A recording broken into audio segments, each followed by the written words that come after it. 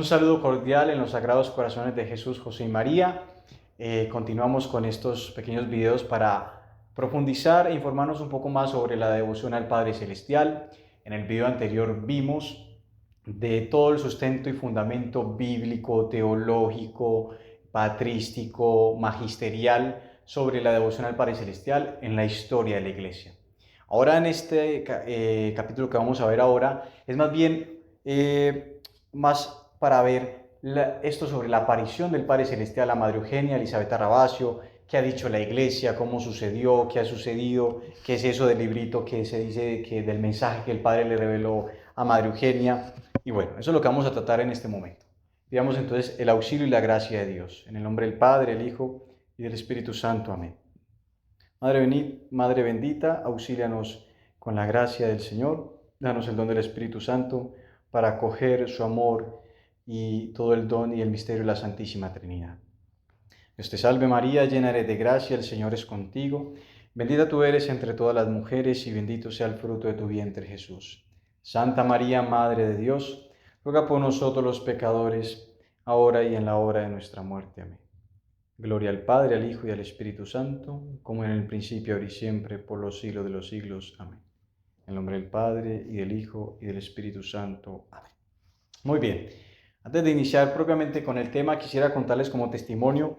Yo recibí un librito así parecido, es otra edición, pero era así parecido, en un encuentro de grupos juveniles en la diócesis. Y justamente allí el encargado de la pastoral juvenil, el sacerdote, después de celebrar la Eucaristía, tenía unos libritos allí en el altar y nos obsequió a algunos jóvenes que estábamos allí. Y en ese momento llegó a mis manos el librito del Padre Celestial, el libro que se llama El Padre habla a sus hijos. Yo estaba iniciando, por gracia de Dios, mi proceso de conversión y empecé a leerlo y me cautivó de una manera impresionante, me enamoró muchísimo y por gracia de Dios inmediatamente, identifiqué que el que precisamente hablaba ahí era el Padre Celestial y el Padre que nos ha regalado nuestro Señor Jesucristo. Entonces, claro, yo me puse a investigar, me dediqué a investigar profundamente a ver qué era esto, si esto era acorde con lo que decía la Iglesia, qué había dicho la Iglesia. Y ha dedicado 10 años, por la gracia de Dios, a investigar de fondo qué fue esta aparición y qué ha dicho la Iglesia. He releído muchas veces el libro precisamente para ver que no haya ninguna contradicción y para ver qué más está sucediendo en la Iglesia en otras comunidades a nivel del mundo entero. Entonces, bueno, eso es lo que precisamente en todo este proceso de investigación es lo que les voy a compartir. Madre Eugenia, que es esta religiosa a la cual el Padre Celestial se le manifiesta, nace el 4 de septiembre de 1907 en San Gervasio d'Adda, Italia. Ella es la séptima hija y tiene unas peculiaridades desde que ella viene al mundo. Resulta que en ese momento su familia pasa por una crisis económica tremenda. Entonces su abuelo y su papá junto con sus tíos tienen que trabajar muchísimo y viven en una condición de casi de miseria. Entonces la madre de Madre Eugenia se llama Felicita. Ella, por esas situaciones, por esas tribulaciones que estaba viviendo, se empezó a enfermar mucho en el embarazo de Madre Eugenia. Y Madre Eugenia tuvo que venir al mundo antes de cumplir el sexto mes. Una locura. Entonces esta pobre niña, que estaba bien chiquitita, nació muy enferma, nació muy grave, la mamá casi se muere, quedó muy grave, y justamente la mamá queda postrada en cama por 7 años, porque sufrió varias enfermedades que precisamente la pusieron muy mal. Una de esas enfermedades se llama ictericia, y la otra le dio bronquitis tifoidea. Entonces esta mujer estaba gravemente enferma.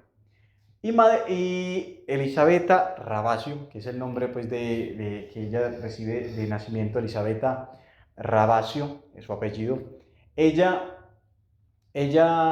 quedó también muy enfermita y no caminó ni habló hasta los 4 años. Y caminó y habló por un milagro de la Virgen, porque su abuelo era un hombre muy piadoso y entonces él fue y le dijo a la Virgencita: estamos en una condición bien tremenda económica miserable. y más con la situación de la niña, que dicen que la ponían en una caja de jabón, porque eran muy pobres, una caja grandecita de jabón, ahí la ponían y ahí se quedaba ella todo el día, ni caminaba ni hablaba.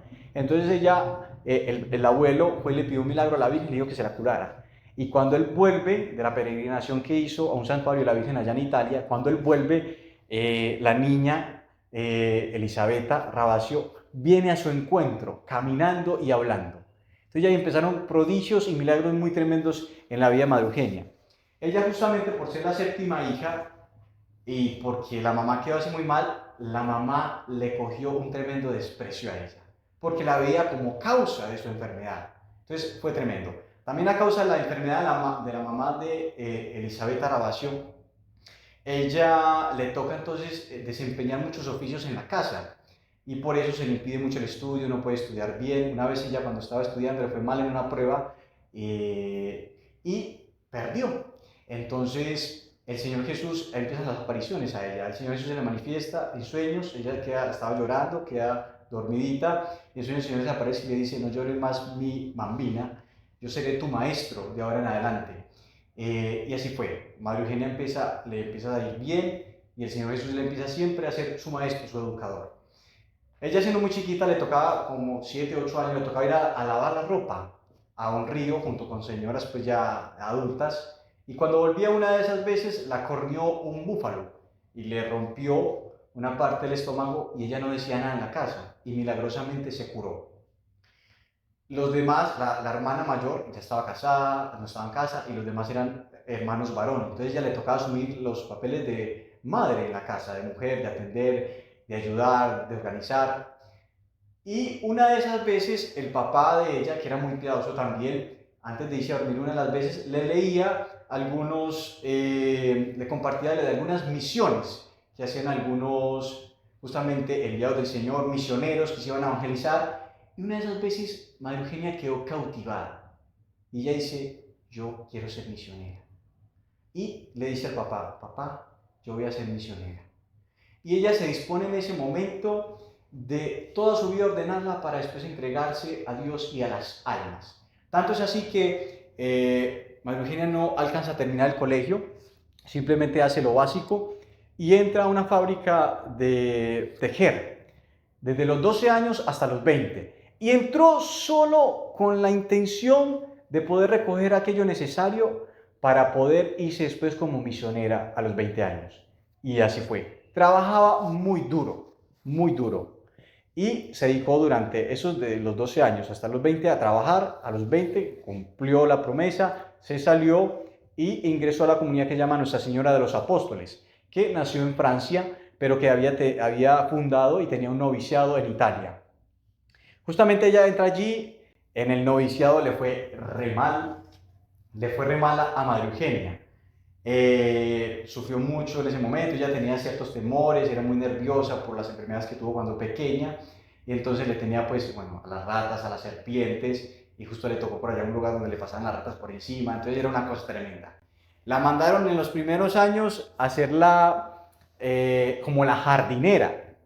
Entonces ella le tocaba organizar la parte donde estaban sembradas las zanahorias, podar, y hizo un desastre, la máquina no le funcionó, entonces dañó todo el campo. Entonces justamente las superiores no querían acogerla, querían más bien que se saliera. Y ahí estaba Madre Eugenia en ese tremendo deseo de responder a Dios, pero con esas encrucijadas que se encontraba.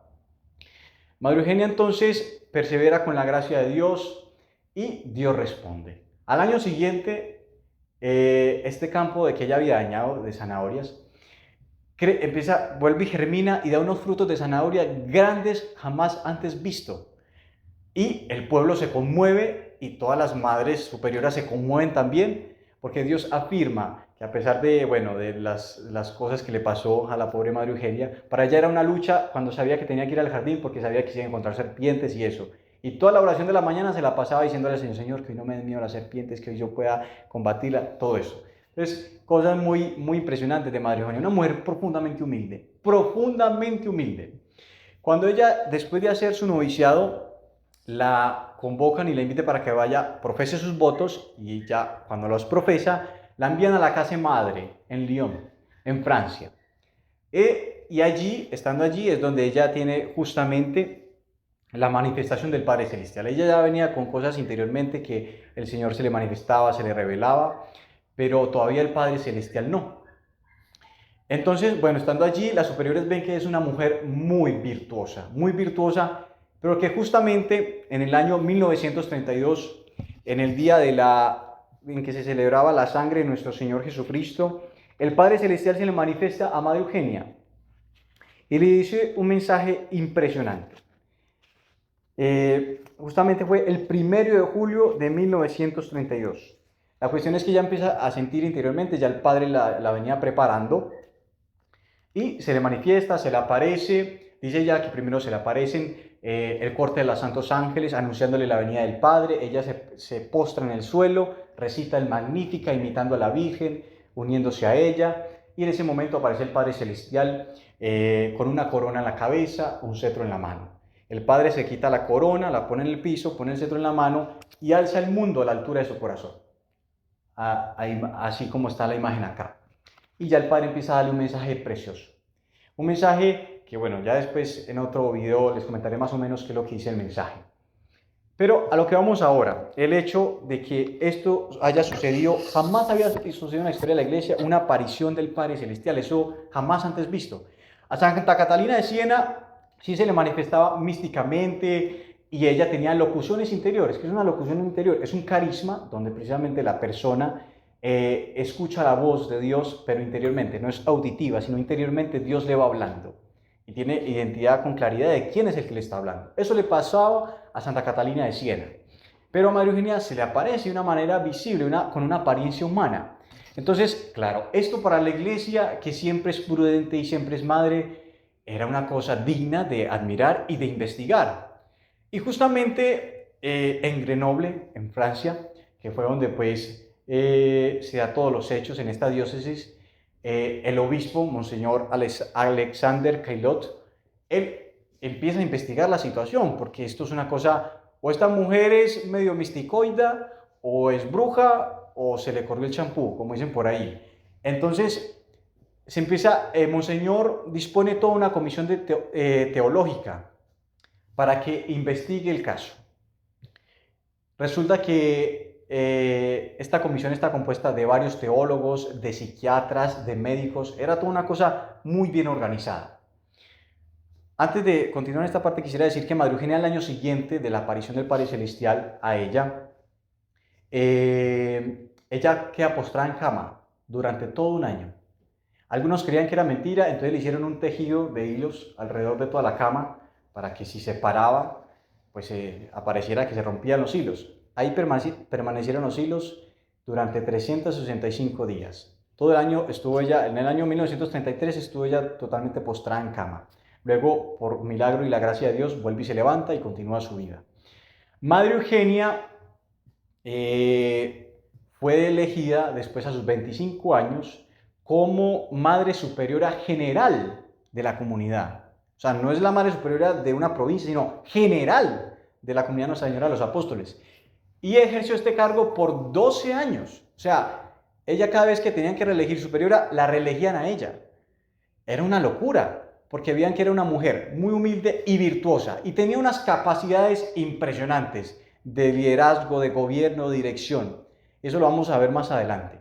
Entonces, ahí podemos cerrar como el testimonio de Madre Eugenia. En esos 12 años que ella fue superiora general, fundó 70 casas más, cada una con capilla, con escuela y con hospital. Y descubrió un remedio para la cura de la lepra, una cosa impresionante. Y también fundó en la Costa de Marfil la ciudad de los leprosos. Y por eso ella mereció por Francia un premio a nivel social de obras sociales. Justamente en Francia le dan este reconocimiento. María Eugenia es una mujer excepcional. Aquí le resumo. La biografía de ella la pueden encontrar, está escrita en italiano, eso sí, en la página dioepadre.org. Ahí lo pueden encontrar. Ahora quisiera que pasáramos más precisamente a la investigación de la comisión teológica. Bueno, precisamente estos teólogos, estos médicos fueron a investigar a ver Madre Eugenia, a revisarla que psicológicamente fuera una persona coherente, fuera cuerda, y a eso se dedicaron. De los misterios de Dios, porque entre estas cosas, como le pasó a Padre Pío, que hay personas buenas, pero también hay personas con corazón desordenado y con corazón malo, que a Padre Pío lo hicieron sufrir muchos, que fueron a investigar sus estigmas y todo lo que le pasaba, y muchos con una mala intención tremendamente. Como el Padre Gemelli, pues, que dio todo un argumento totalmente injustificado y sin ni siquiera haberlo investigado él propiamente. Y que después salió pues a la verdad que eso era una mentira, el argumento del Padre Gemelli. En todo caso, parecido le pasó a María Eugenia. En estos teólogos habían unos tremendamente obstinados que eso era imposible, que el Padre Celestial se apareciera, que lo que ella era, y todo lo que le preguntaban, ellos veían que respondía con profunda sabiduría. Una mujer que tenía escuela básica, no sabían de dónde le venía eso, pero todo era correctamente con la doctrina de la iglesia, las preguntas teológicas que le hacían, ella las respondía, pero la hostigaban incesantemente, la hostigaban, y cuando ella veía que se ponían así groseros, guardaba silencio, y eso más lo sofocaba. Tanto así que la mandaron para el manicomio. La mandaron para el manicomio, mire pues, cómo sufren los santos. Esta mujer vive una vida de santidad realmente. Y resulta que María Eugenia en el manicomio, la superiora de ella va y la saca, porque ve que eso es una injusticia. Y la superiora, cuando empieza a conocer lo que Madre Eugenia habla del Padre Celestial, ella coge eso en su corazón y se ofrece a Dios por esa obra del Padre Celestial. Y al otro día muere. Ella misma, cuando va y saca a Madre Eugenia del manicomio, dice: he hecho un ofrecimiento mío a Dios y siento que he sido escuchada. Y al otro día ella fallece. Y bueno, ahí después ya son cosas extraordinarias que van confirmando que esto es una obra de Dios. Entonces, bueno, viene la pregunta. Duró 10 años de investigación este tema de la aparición del Padre Celestial a Madre Eugenia, 10 años exhaustivos, y al final el obispo da su aprobación eclesiástica. Pero una de las objeciones que quisiera que tratáramos acá, que le presenta la Comisión Teológica a Madre Eugenia, es que era imposible que la persona del Padre se apareciera así en apariencia humana, que eso era imposible. Y el Padre Celestial les llama a Madre Eugenia en el corazón, que les dijera a ellos que miraran en la teología de la iglesia para que se dieran cuenta que se estaba fundamentado. Y justamente viendo a Santo Tomás, la Comisión Teológica se dio cuenta de que eso era posible y que ya estaba tratado en la teología de la iglesia. Santo Tomás de Aquino, primero veámoslo en San Agustín, en el libro de Trinitate, cuando él habla precisamente de las apariciones de los ángeles y de Dios en el Antiguo Testamento en apariencia humana. La Sagrada Escritura nos afirma muchas veces que Dios se presentó, se manifestó a través de los ángeles en apariencia humana. San Agustín lo trata en el libro tercero del capítulo 11, donde por ejemplo habla sobre Génesis 18, donde Abraham, nuestro padre, recibe a 3 personajes, donde él los va a atender, pero al mismo tiempo los adora, reconociendo que es Dios. Entonces, justamente, eso ya está en la Sagrada Escritura. Muchas veces Dios quiso, por conveniencia del pueblo Israel, por conveniencia del mensaje de la salvación, Dios se manifestaba en una apariencia humana. Entonces, Santo Tomás, precisamente para tratar esto, en la primera parte, cuestión 51, artículo 2 y 3, se pregunta si los ángeles pueden tomar cuerpo. Y justamente responde precisamente que sí. Los ángeles tienen una capacidad y un poder para tomar tranquilamente una apariencia de un cuerpo humano. Y de hecho lo hicieron. Está en la Sagrada Escritura, San Rafael Arcángel, como se le caminó como un hombre junto a Tobías. Entonces, poder lo tiene. Entonces, si un ángel tiene ese poder, ¿será que Dios no lo puede hacer? Esa es la primera objeción, y que es la que zanja Santo Tomás precisamente. Si un ángel tiene poder, Dios también tiene poder tranquilamente para aparecer en apariencia humana, como un hombre. La segunda objeción es, pero eso lo puede hacer de pronto el Hijo, pero el Padre no puede aparecer. Entonces, Santo Tomás viene y nos responde en la tercera parte, cuestión 3, artículos 5 y 8, donde dice, si solamente era posible que el Hijo se encarnara, si era posible que solamente la persona de nuestro Señor Jesucristo se encarnara. Entonces, Santo Tomás responde de esta manera. A ver, hablando absolutamente, o sea, en cuanto a poder, las tres personas, cualquiera se puede encarnar. Las tres personas son el único Dios y las tres tienen el atributo divino de la omnipotencia. Por lo tanto, si lo hablamos a carta blanca, en absoluto cualquiera de las tres personas se podría haber encarnado. En cuanto a poder, lo pueden hacer cualquiera de las tres. Pero justamente Santo Tomás viene a hablar que era, aunque cualquiera de las tres se podría haber encarnado, era convenientísimo que hubiera sido la segunda persona de la Santísima Trinidad. El Verbo, porque es la imagen del Padre, es el Verbo, es aquel que puede revelar al Padre. Entonces, justamente era convenientísimo que lo hiciera la segunda persona y así se hizo en el decreto divino. Nuestro Señor se encarnó en el vientre de la Virgen María. Pero como dijimos, esto no niega que Dios o cualquiera de las otras personas divinas tenga el poder para hacer estas cosas. Y él de hecho así lo hizo. El Padre Celestial se le manifiesta a Madre Eugenia en apariencia humana y le da precisamente este mensaje. Ahora, ¿qué dijo la Iglesia o qué pasó con la conclusión de la Comisión Teológica? Les tengo aquí el testimonio del obispo que hace todo un elenco, después de los 10 años de investigación, hace todo un elenco de narración de las virtudes heroicas que ejercitaba Madre Eugenia, que él precisamente el estudio, las conclusiones que arrojaba la Comisión Teológica era que era una mujer coherente, era una mujer cuerda, capacitada como cualquier humana y que tenía capacidades de gobierno increíbles. Y el monseñor que la acompañó cuando ella fue superiora general decía que le veía unas capacidades impresionantes. Habló en varias lenguas, dando conferencias a sus hijas, conocía el nombre y de cada una de sus hijas, que eran alrededor de 1.200, más de 1.200 religiosas que ella tenía a cargo, las formaba, visitó todas las misiones que tenía la comunidad. Entonces era una mujer en sus cabales completamente, no era una paranoica, para aquellos que le quieren atribuir a las apariciones sobrenaturales algo de paranoia. Entonces, el obispo vio que esta mujer era una mujer virtuosa, santa. La paciencia, la humildad, la mansedumbre que ejerció cuando la hostigaban en las investigaciones teológicas es de admirar. Y eso lo dice precisamente el obispo. Y, en final, la conclusión que dice este testimonio tranquilamente lo pueden encontrar en los libros, en internet. También está públicamente el testimonio del obispo. Y quisiera leer justamente las conclusiones que dice el obispo sobre la aparición del Padre Celestial a María Eugenia. Dice: en mi alma y mi conciencia, con el vivo sentimiento de mi responsabilidad ante la Iglesia, declaro que la intervención sobrenatural y divina me parece la única capaz de dar al conjunto de los hechos una explicación lógica y satisfactoria. Liberado de todo lo que lo rodea, este hecho esencial me parece lleno de nobleza, de elevación y de fecundidad sobrenatural.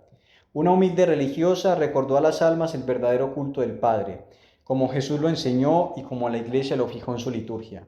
No hay nada inquietante, nada más que muy puro y conforme a una sólida doctrina. Los hechos maravillosos que acompañan este mensaje podrían estar desasociados de aquel acontecimiento central, que conservaría todo su valor. La Iglesia dirá si la idea de la fiesta especial puede ser conservada, separadamente del hecho particular de la hermana y por razones doctrinales. Considero que la gran prueba de la autenticidad de la misión de la hermana nos da la manera como ella aplica a su vida real la hermosa doctrina que ha venido a recordar. Considero conveniente dejarla continuar su obra. Creo que ahí está el dedo de Dios. Y después de 10 años de búsqueda, de reflexiones y de oraciones, bendigo al Padre por haberse dignado escoger a mi diócesis como el lugar de manifestaciones tan conmovedoras de su amor. Alexander Caillot, obispo de Grenoble. Justamente por eso este mensaje de revelación privada tiene aprobación eclesiástica. O sea, la Iglesia lo ha reconocido como sobrenatural y divino. Ese es el sello que nosotros nos debe asentar, que precisamente tenga la firma y el sello de la Iglesia. Eso es lo que a mí me dio mucha paz y tranquilidad, porque aunque yo ya veía que esto estaba totalmente en conforme con la doctrina de la Iglesia, siempre el magisterio es fundamental en el sello. Entonces, esto quería comentarles en cuanto a qué sucedió y cómo fue, y qué fue lo que dijo la Iglesia. Ahora vamos a ver justamente cómo entender nosotros los carismas. ¿Qué dice la Iglesia precisamente en cuanto a los carismas? En este momento, para nosotros justamente ver si la revelación privada, cómo se ha dado en la Iglesia, justamente les invito para que veamos el Catecismo de la Iglesia Católica, numeral 66 al 67. Dice: la economía cristiana como alianza nueva y definitiva nunca pasará, ni hay que esperar otra revelación pública antes de la gloriosa manifestación de nuestro Señor Jesucristo. Sin embargo, aunque la revelación esté acabada, no está completamente explicitada. Corresponderá a la fe cristiana comprender gradualmente todo su contenido en el transcurso de los siglos. A lo largo de los siglos ha habido revelaciones llamadas privadas, algunas de las cuales han sido reconocidas por la autoridad de la Iglesia. Estas, sin embargo, no pertenecen al depósito de la fe. Su función no es la de mejorar o completar la revelación definitiva de Cristo, sino la de ayudar a vivirla más plenamente en una cierta época de la historia. Entonces, ahí pueden leer todo el numeral completo. ¿Qué dice la Iglesia entonces respecto de las revelaciones privadas? Bueno, hay que distinguir algo. Revelación pública es toda la revelación que nuestro Señor Jesucristo ha hecho y todo lo que la Sagrada Escritura nos dice de Dios y su voluntad. Esa revelación pública, y terminó con la muerte del último apóstol. Ahí quedó cerrado el canon bíblico.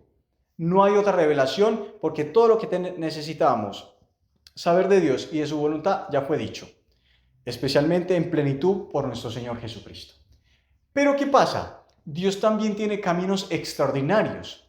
Y como dice el Catecismo de la Iglesia Católica, aunque ya todo está revelado, no todo está explicitado. Justamente el Señor Jesús le dijo a los apóstoles: el Espíritu de la verdad les irá recordando y les llevará a la verdad completa. ¿En qué sentido? A poder comprender a profundidad el misterio que ya está revelado. La Santísima Trinidad ha sido revelada por nuestro Señor Jesucristo, pero fue necesario los concilios, el desarrollo de la teología del dogma trinitario, para ir profundizando en esa verdad ya revelada. Entonces, eso es lo que pasa también con estas revelaciones privadas, que son manifestaciones específicas que Dios hace a un santo o a un místico para explicitar precisamente el contenido que ya está en el Evangelio. Eso pasó con la devoción al Sagrado Corazón y otras más. ¿Y por qué esto es muy importante? Porque nosotros tenemos que estar andando en los dos pies, en la doctrina de la Iglesia y en los carismas.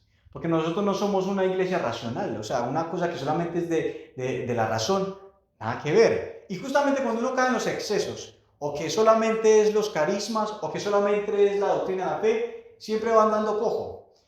Y de algún modo, yo he visto que algunos ministros de la iglesia, justamente por prudencia muchos, prefieren como evitar estos temas de la revelación privada, estas manifestaciones. Y solamente, no, solo magisterio, solo magisterio. El magisterio es vital y en ese tenemos que pararnos. Pero Dios, la iglesia siempre ha sido carismática.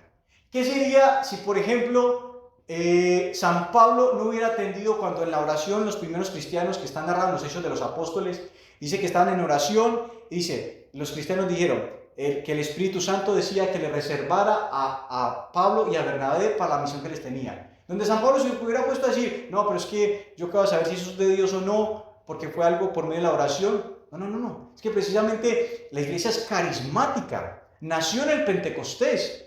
Y en la carta a los Corintios hay todo un capítulo donde San Pablo escribe todos los dones que Dios da. Dones precisamente del Espíritu. Algunos podrán decir, no, pero es que eso es de los inicios de los siglos, eso porque la iglesia lo necesitaba, y ahora no.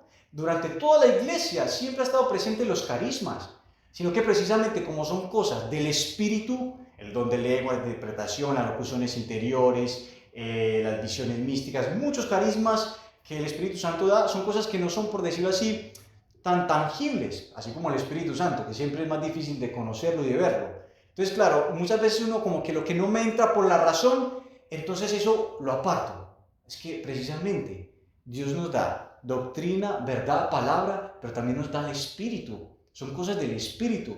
Y el Espíritu es inefable. Aunque la razón no le dé mucho por entender, hay que sentir y creer.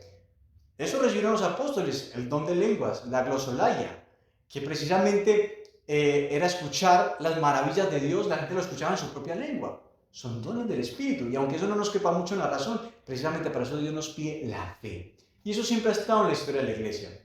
Entonces, no tenemos que tener miedo a los carismas. La iglesia y el magisterio han hablado muy claramente que los carismas son amados y deben de ser respetados.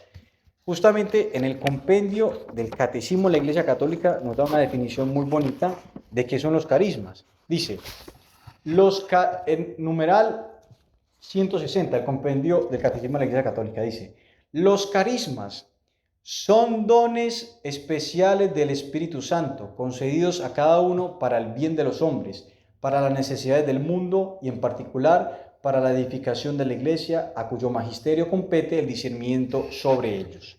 Entonces, la iglesia nunca se ha cerrado a los carismas, porque ve que Dios obra de estos modos también extraordinariamente. Nosotros no podemos reducir el poder de Dios o su forma de obrar. Aunque Dios siempre tiene un camino ordinario, también tiene caminos extraordinarios.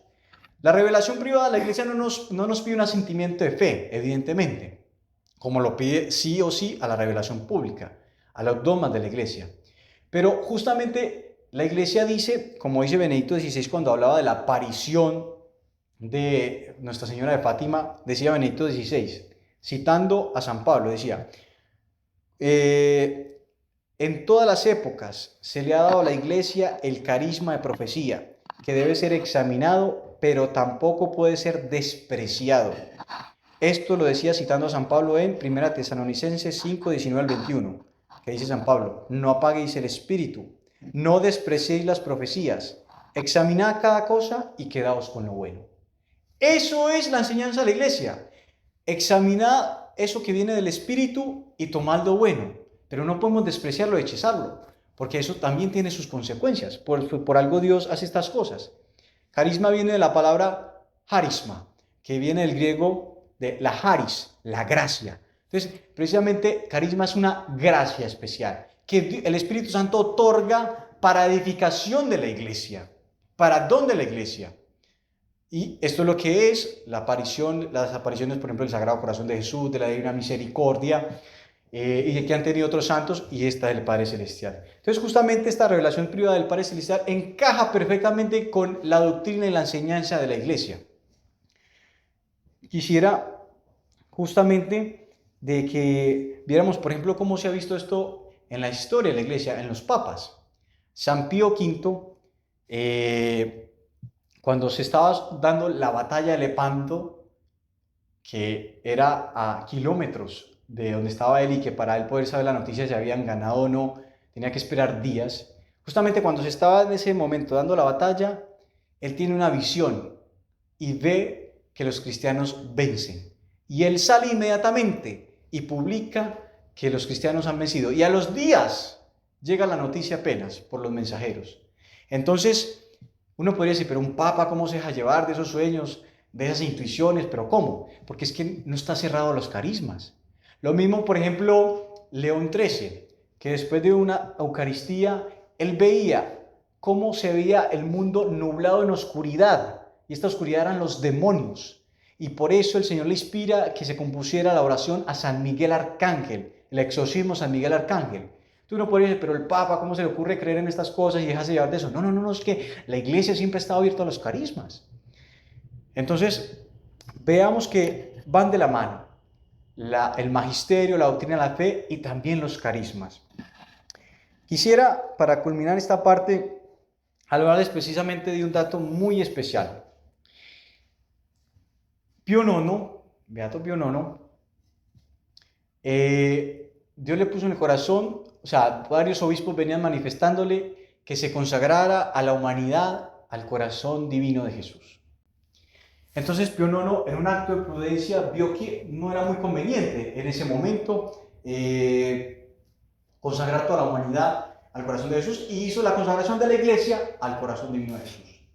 Pero años más tarde, su sucesor León XIII, precisamente él lo dice en Annum Sacrum, lo dice allí, de que aunque Pío IX no lo vio conveniente en ese momento, él ahora sí lo veía y consagró a la humanidad al corazón divino de Jesús. Pero adivine quién está detrás de esto. La Beata María del Divino Corazón. Una mujer que es alemana, ella es trasladada a Portugal y allí, siendo superiora, ella tenía desde muy pequeña visiones, experiencias místicas con el Señor. Y el Señor Jesús le venía poniendo mucho en el corazón. Quiero que le escribas al Santo Padre para que consagre la humanidad a mi corazón divino. Y ella decía, pero Señor, esto está como imposible, ¿yo quién soy como para escribirle al Papa? Y el Señor se lo pedía. Y ella le pedía permiso a su director espiritual y el director espiritual, para cuidarla, para discernir, se lo prohibía. Y eso se dilató así como varios tiempos y el Señor volvía y le decía. Entonces, así que ella le escribió.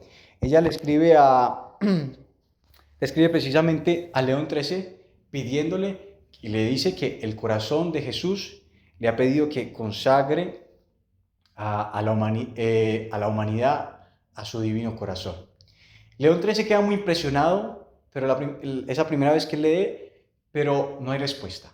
Pasa el tiempo, pasa un año más y justamente el Señor vuelve y le dice a esta beata que le escriba al Papa que quiere que la humanidad se consagre a su corazón. Ella le escribe de nuevo, le cuenta todo y justamente León XIII en ese momento, que ya tenía más de 90 años, sufre una enfermedad muy grave para morirse y es curado milagrosamente. Y ella le dice, usted fue curado milagrosamente solamente para esto, porque el Señor quiere que consagre la humanidad a su sagrado corazón. Y León XIII queda profundamente conmovido y veía esta petición también de muchos obispos. Y León XIII, en una confidencia, miren lo que dice. Dice, en el gabinete papal esperaba Monseñor Doutreluce, su confidente. Después de haberse sentado con dificultad y haber despedido a su secretario, el Papa mira a Monseñor y le dice, sabemos por revelación divina que este acto, cual consagrar la humanidad al corazón de Jesús, apresurará las misericordias que esperamos. Este Monseñor le dice un poco perplejo, santidad, lo dice por esa monja. León XIII responde afirmativamente, tengo total certeza sobre la revelación de Sor María. El Sagrado Corazón de Jesús quiere que le consagre el género humano. Una locura. Y efectivamente, en el año que León XIII consagra a la humanidad al Divino Corazón de Jesús, justamente en ese año, esta monjita muere. Muere en las vísperas del Sagrado Corazón y el domingo siguiente, en el día que se estaba enterrando de ella, León XIII estaba en Roma consagrando la humanidad al corazón divino de Jesús. Entonces son cosas muy impresionantes que no podemos despreciar y que el Señor no quiere que despreciemos, que discernamos, pero que también las vivamos. Ya por último, para culminar este video, tendremos otro donde ya especificaremos más este cuadrito del Padre Celestial, de dónde viene, qué dice la Iglesia sobre este cuadro, si sí o no, y hacer un paralelo entre las devociones del Sagrado Corazón, la Divina Misericordia y de Madre Eugenia.